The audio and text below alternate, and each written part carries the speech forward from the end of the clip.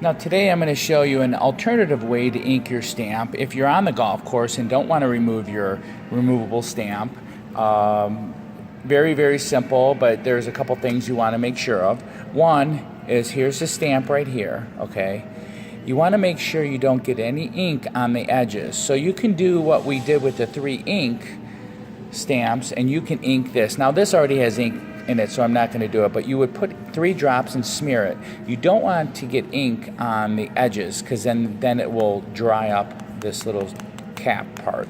So you don't need to remove it to actually ink it, but we suggest it's the best way. So you would do that and basically just ink it and then do the normal process of stamping and then finding the old golf ball and getting it to work until you're ready.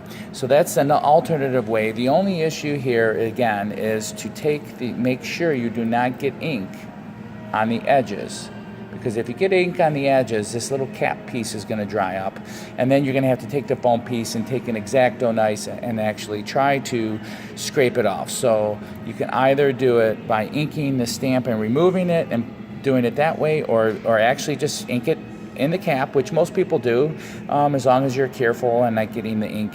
And that way you can do it on the golf course, and it's simple and easy to do.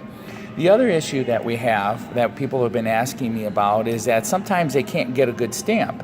So what they're doing is they're stamping the golf ball. Maybe they don't have a lot of dexterity and they're getting it, and you can see that they're not getting it all the whole stamp. And a lot it has to do with the pressure. You have to actually take it and press it firmly, but it is unusual to press it that way. So one of the ways we do that, and it's simple, is to actually put the image on something flat, whether it be the golf cart or whatever, the table, and then you can push down on it. And then of course you can see that you get a good stamp. So that's another way and another issue you might have. So if you have any questions, feel free to go to our website, golfballinkstamp.com, for more information. And if you have any things you want to email me with, I'd be happy to shed some light or to help you or do anything you need to get your stamp working as perfectly as it should be. Thank you.